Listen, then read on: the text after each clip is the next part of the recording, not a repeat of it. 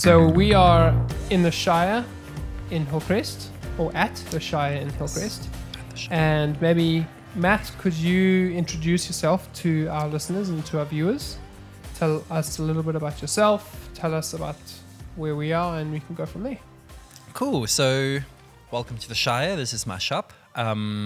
We specialize in Harry Potter and Lord of the Rings merchandise from overseas. So we import it all from Warner Brothers.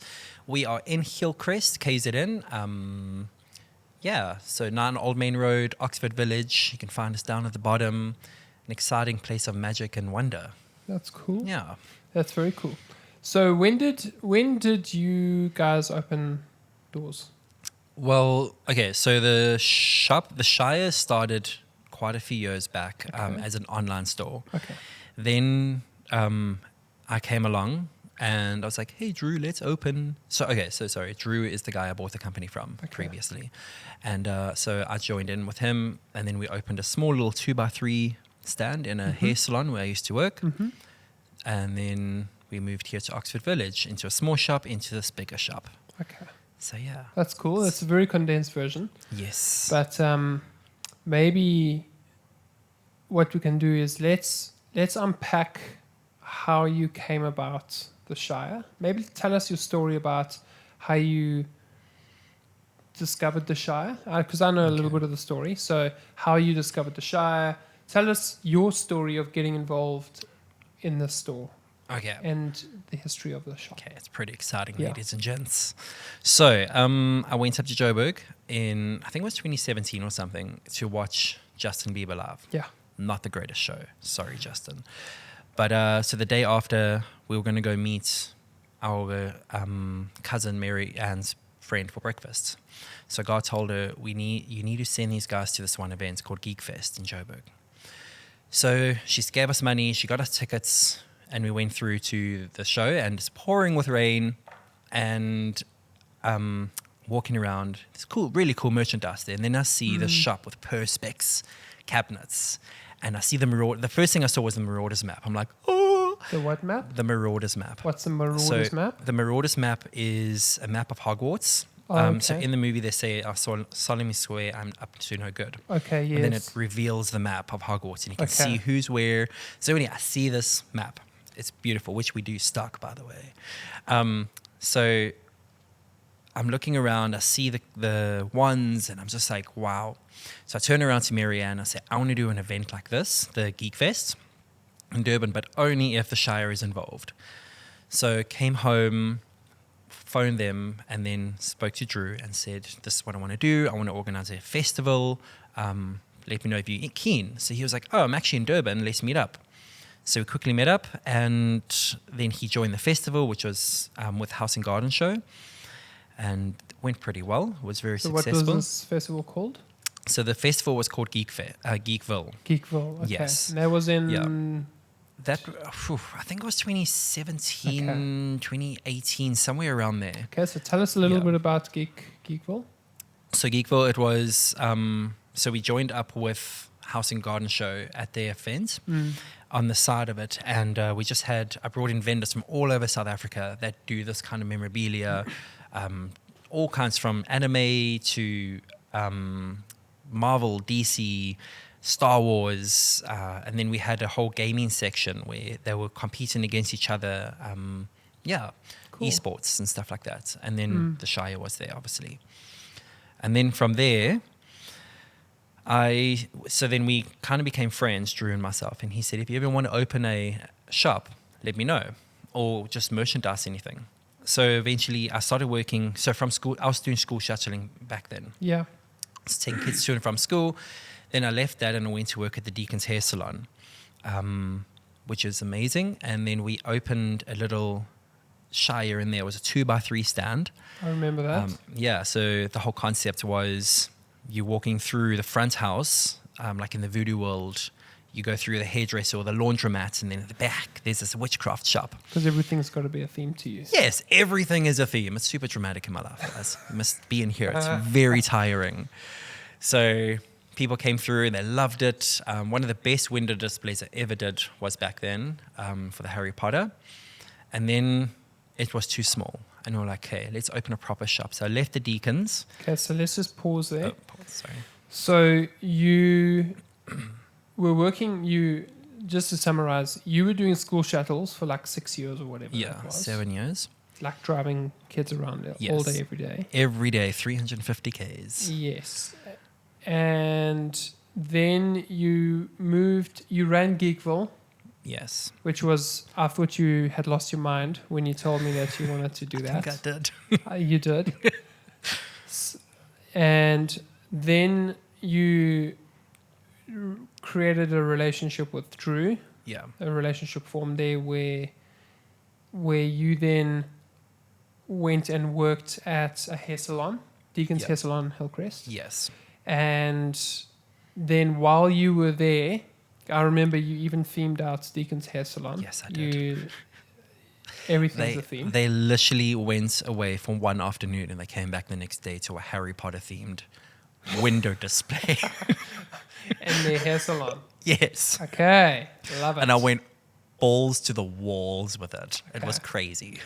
So you were working as a floor manager, the groundskeeper, Harry Potter theme. Yes.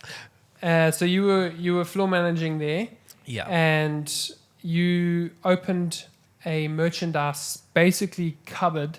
Yeah, it was 2 cabinets. Okay. Yeah. In the back room of a hair salon in Hillcrest. Yes. Okay. Yeah. So take us from there.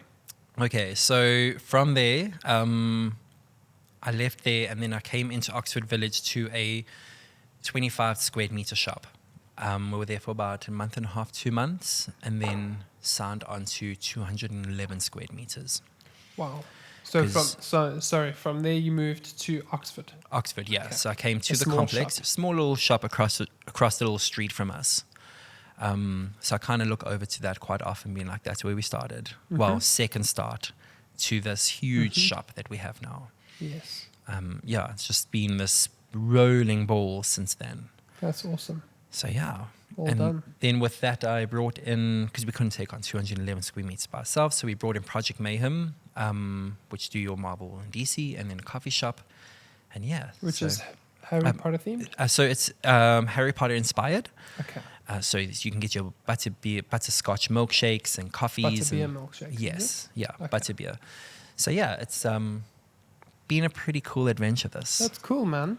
So, I mean, your journey has been a long one because you went from driving a car shuttle or school shuttle to running the floor at a hair salon to then running a shop.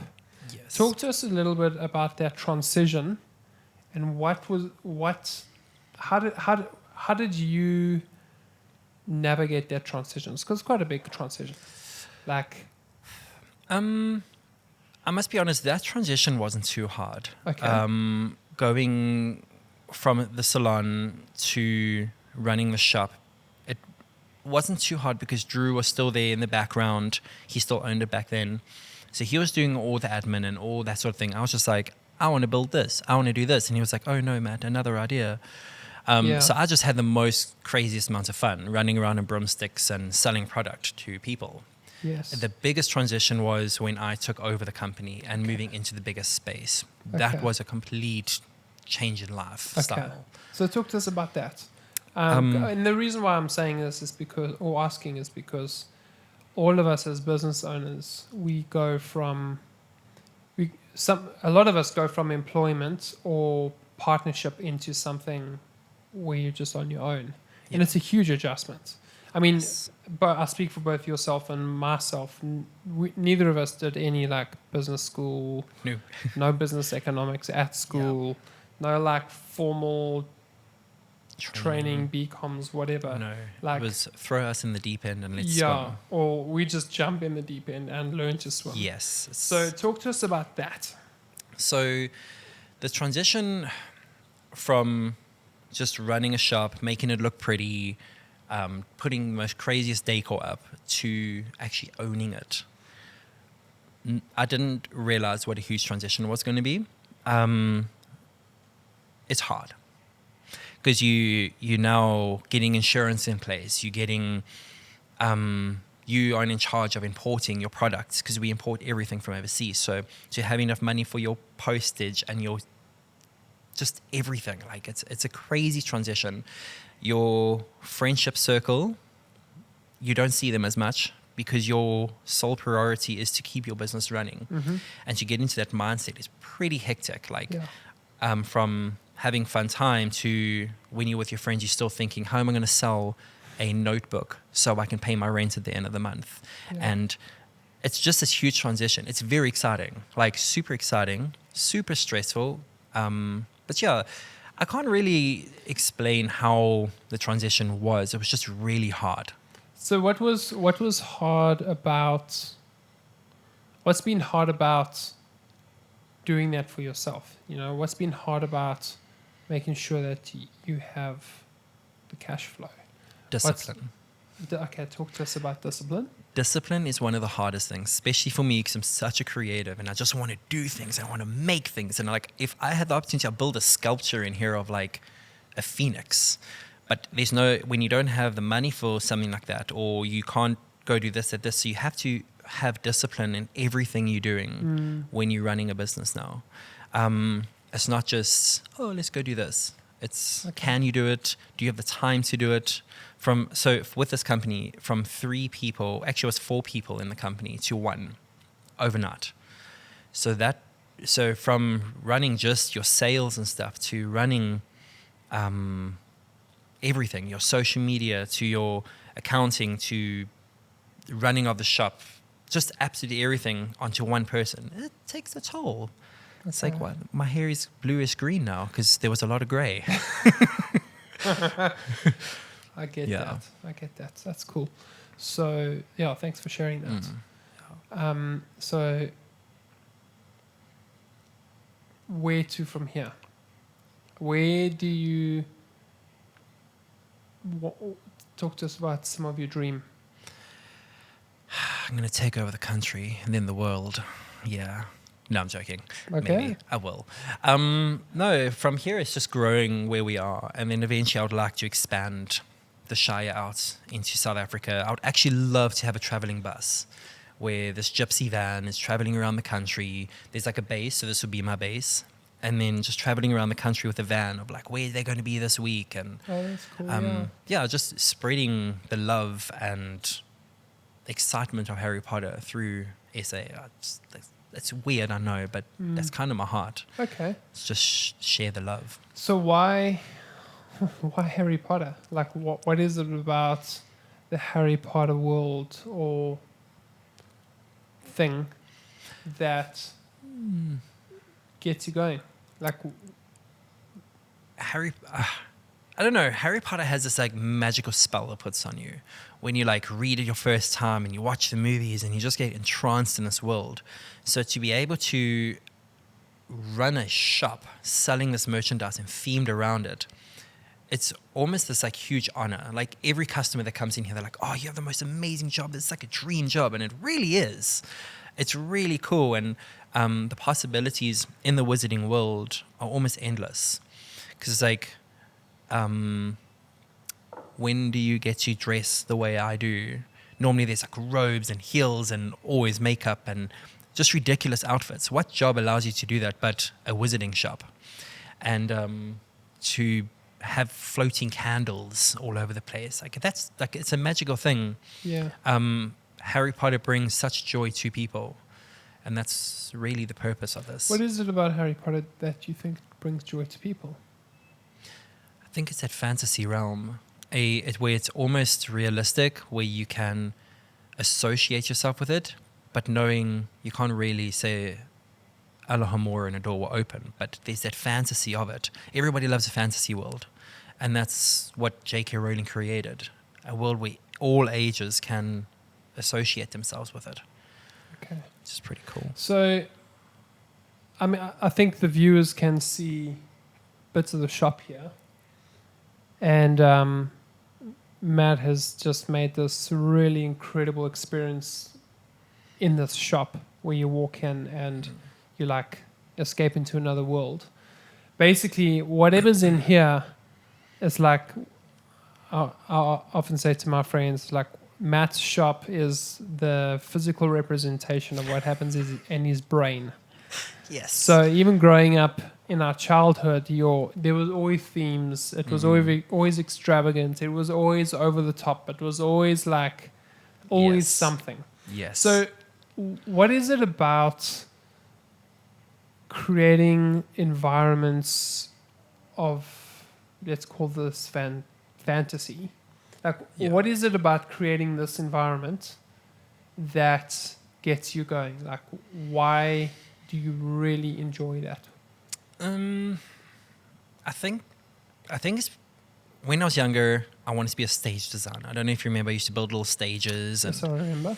all that sort of thing. So this to me is my theater, and I get to constantly change it and make it look beautiful. And I mean, everything in here is basically DIY. Literally get my glue gun, which is my best friend, and just glue things together and just making it look pretty and beautiful. I think I did a good job. I don't know. So yeah, that's kind of the whole thing. It's just the theatrics all over. About, as you said, like all this dramatic and theaterish. So yeah, Okay. I guess that's Okay. yeah. So what is it? What does it do for you, besides the drama and the beautiful, pretty shop? Like, what does it do for you, Matt? Like, You mean what does it do for me, as in running as a the shop? person? No, as a person. As a person. Personally, yeah. We're going It beyond. feeds my soul. Because we do businesses. Okay. A lot of the time, our businesses are here to generate money. Yeah.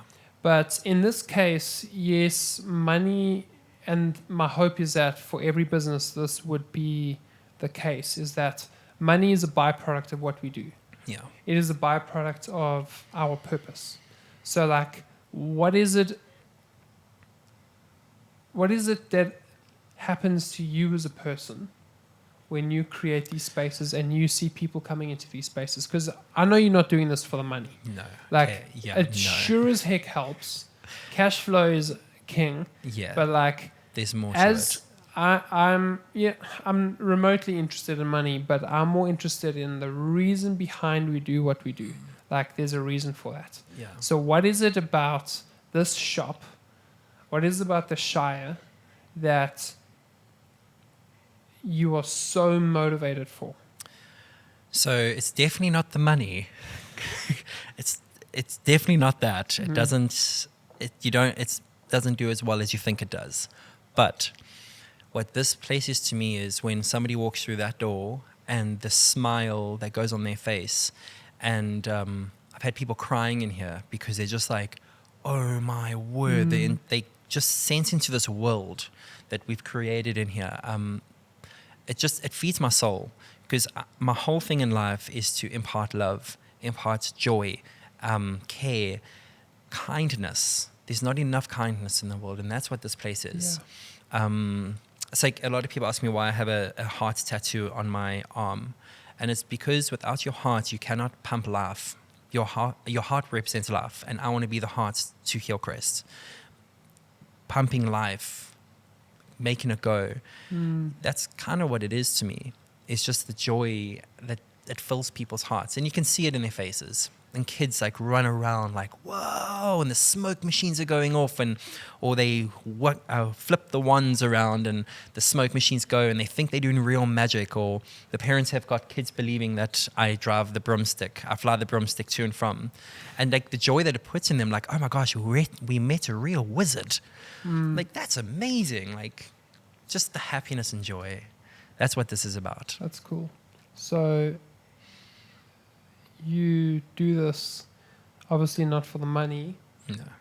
but you do this to bring a sense of joy and love to the people who walk through the doors. Yeah, that's purely the whole thing. That's what it is. And what does that do for you? It feeds my soul. It makes me happy. Okay. So back in the day, I don't know if you remember, I was quite a depressed kid. There were really tough times. I remember the one time Mom and Dad took the rope out the house. That was just like this is not happening. That took me. The rope, they took down the swing, like all of that stuff, because it was really bad. Antidepressants didn't help me, blah, blah, blah. But I've really discovered what makes me truly happy is making other people happy. So it's kind of a selfish thing.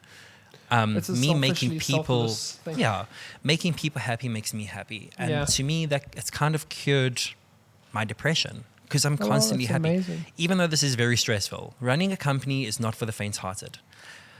Especially But- brick and mortar. Yeah, Yeah. yeah. But no, this is pure happiness. And that's So what are it you does. saying that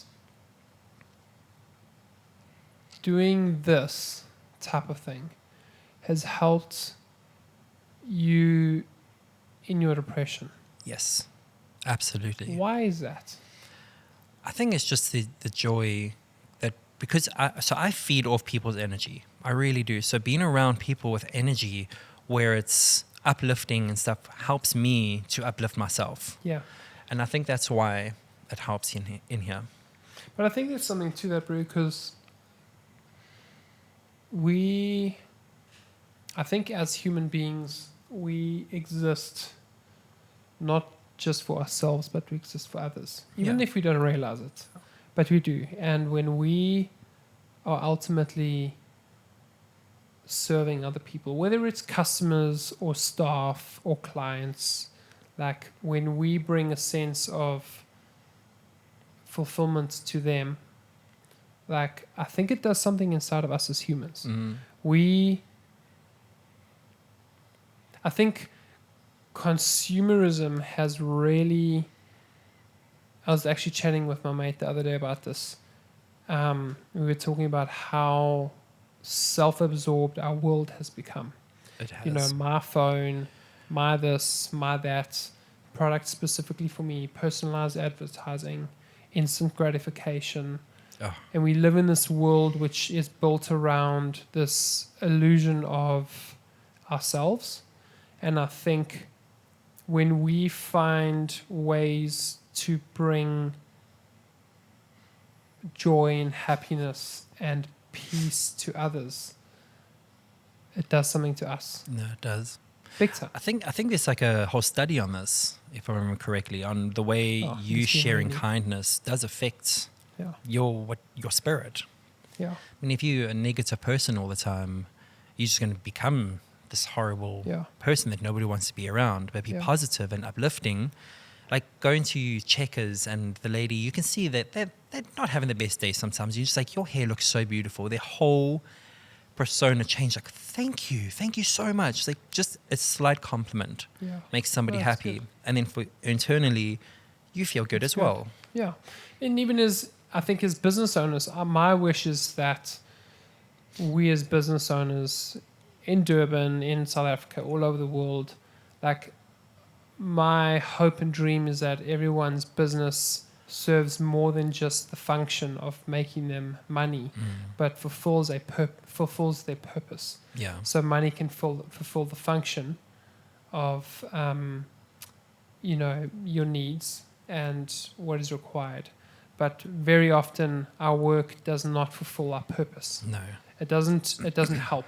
So that is so much of what I'm also trying to do with my business is I'm trying to, and I'm figuring it out, but creating a space where I can align myself up with people who have similar values, clients who have similar values, and then we can work together on telling their story, because that brings me purpose, like helping people figure out about themselves.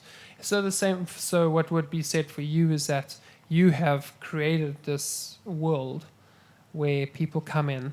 Yeah, it checks your boxes because you can make a theme out of anything. Yes. But like, it does more than that. It does Yeah. more than just bringing you money. Yeah. What this place does for you is seeing, so your sense of fulfillment comes from seeing other people, Joyful. and Yeah. other people inspired, and other people walking into a room and being like, wow. Yeah. That's Seeing the joy literally- in kids' faces. Like, that is what fulfills your purpose and brings purpose to you, while at the same time, hopefully, there's some kind of financial gain, some kind of reward. which there should be. Yeah, absolutely. Yeah, I often think about that. And yeah, I want to say well done for doing what you've done, bro. Thank you. I think this place is amazing. It's been awesome to see you going on that journey from driving a car shuttle around all day for years. Yeah, and my brain was like this with every idea you can think of into this narrow little road now, which is weird. Yeah. That's also creeped me out a lot. It's like from so many ideas to like set in one way. It's like, what am I doing? Yeah, yeah. It's fun. So if you could say one thing to the local Durban business owners out there, it's tough out there at the moment. Yes. But if you can say one thing to everyone, what would be? that be? Hard work, passion, and love. Okay, that's 3 things. I gave you 3, and it's buy 1 get 2 free, man. Okay. Yeah. So, what do you mean by hard work? So Hard let's just unpack that a little bit. Hard work is, if you look at the shop, okay, our shop wouldn't look the way it is without blood, sweat, and tears, and literal blood and literal sweat and tears. Having glue all over your hand because you wanted one letter to look pretty, nice, fancy, or getting shocked or blowing the entire complex power because you tried to change a lot, which I did do. It's hard work. And when it comes to your numbers, really like sitting down and figuring things out, like it's hard, but it's worth it. You feel satisfied afterwards. So that's hard work, passion. That's hard. Same thing. Passion. Your hard work comes with passion. If you're not passionate about something, you're going to get somewhere, but you're not going to succeed. Why would you do something that you're not passionate about? Unless it's just to tick over, which you don't want to do. You want to be passionate about what you do. Okay. Otherwise you're dead in the soul. Maybe you're not. Maybe you like that.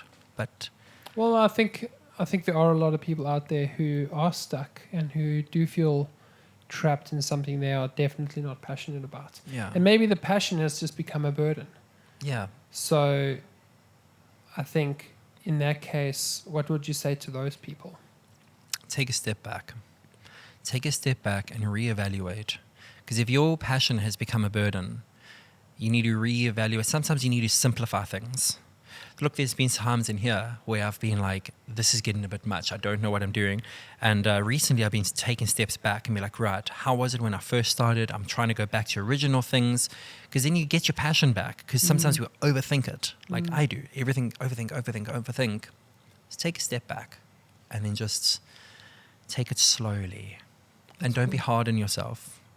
Because if you're harsh, then it's not going to be nice. Yeah, be kind to yourself. Yeah. Kindness is for people out there and internally. Yeah. Yeah. That's very good words, those. Well, Matt, thanks, man. Pleasure. That was good. Thank you for being here. I hope Pleasure. I answered all your questions and all the I things. think so. Yeah. Yeah. I think so. I didn't have too many questions, Yeah. but it was a good chat. That was. And thank you. yeah, to the listeners, thank you for being with us. And I really do hope that you found something to take away from this and something to apply to your life. Matt, if people want to find you, Yes. where can we find you? You can find us. Physical address is 9 Old Main Road, Hillcrest in Oxford Village. Our website is www.theshire.co.za. And the same on social media. So your Facebook and Instagram is theshire.co.za. Cool. Yeah, check out the merchandise and get yourself a wand and poke people with it. It's really fun. Yeah, all those details will be in the description of the video. And yeah, like, subscribe, share, do all those things that you're supposed to do. Yes. And appreciate you all giving us your attention. Thank you. Until next week.